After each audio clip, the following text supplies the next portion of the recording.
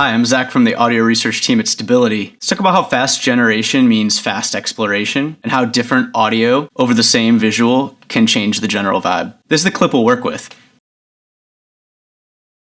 Let's start with a shoegazy, synth, direction, dreamy, and hazy.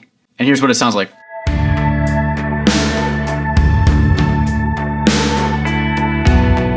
Now let's try something ethereal and neoclassical.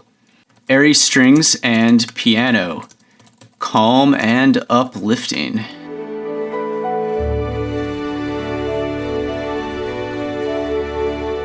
And finally, let's lean into something more droney. Textured, cinematic drone with some evolving bass tones.